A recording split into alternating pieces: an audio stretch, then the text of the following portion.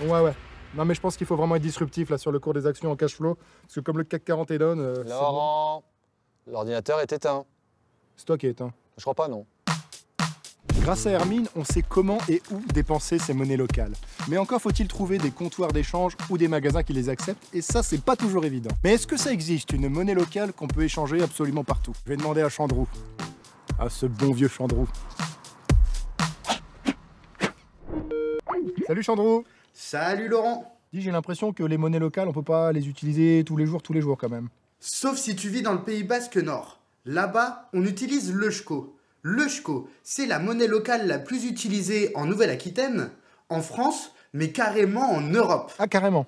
Donc ça veut dire qu'une monnaie locale, ça peut vraiment devenir populaire. Bah bien sûr. Allez, viens avec moi, je t'amène à Bayonne pour découvrir le shko. Trop cool.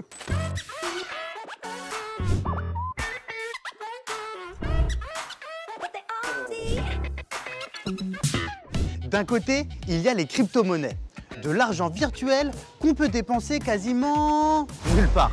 De l'autre, il y a des monnaies physiques bien palpables qui ont un véritable impact sur l'économie réelle. On les appelle les monnaies locales. Et ici à Bayonne, on utilise une monnaie locale, c'est le shko. Et c'est pas anecdotique puisque près de 3 millions d'euros circulent déjà sous cette forme. Le concept de shko a l'air méga stylé. Mais est-ce que c'est aussi difficile à dépenser qu'un bitcoin? Venez, on va voir. En France, il y a déjà 5 millions d'euros qui circulent sous forme de monnaie locale. Dites-vous que la moitié sont des euskos. Pas mal, non? Faut dire qu'ici à Bayonne, plus d'une centaine de commerces, bars, restaurants et artisans acceptent la monnaie basque. Entre les professionnels et particuliers, ça fait plus de 5000 personnes qui l'utilisent dans leur vie de tous les jours. Je vais économiser maintenant les quelques euskos qui me restent. Mais dites-vous bien qu'ici, il y a plus d'une centaine de bars, d'artisans, de restaurants qui acceptent les euskos. Mais alors, d'où vient le succès si fulgurant de l'eusko? Pour tenter de le comprendre, je vais parler à son directeur, Dante Edme Sanjurjo. C'est par ici.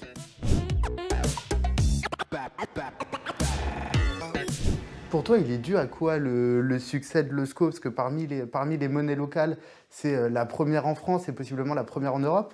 À quoi est dû ce succès fulgurant? En 2013, on a lancé les billets d'eusko et on a vu qu'on avait deux freins importants au développement de l'usage de la monnaie sur notre territoire.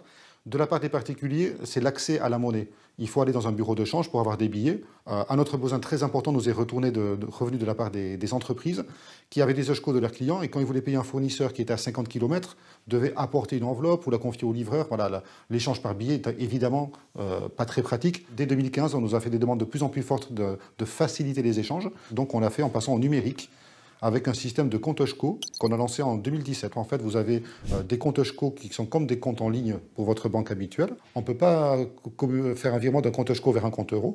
On peut faire un virement que d'un compte eusko vers un autre compte eusko. Et on a comme ça plus de 1000 professionnels et 2700 particuliers qui ont un compte en eusko, qui échangent entre eux. On a une carte de paiement qui s'appelle Eusko Carte, qui permet de payer dans les commerces qui prennent l'eusko.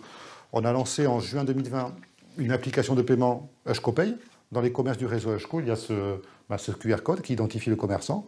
Et quand je fais mes courses, j'ouvre mon application Eusko Pay, je flash le code pour identifier, je tape le montant, je valide et l'argent est sur le compte Eusko du commerçant. Immédiatement et sans aucun risque et sans aucun frais. Donc on a tout construit de manière professionnelle, même si on était bénévole.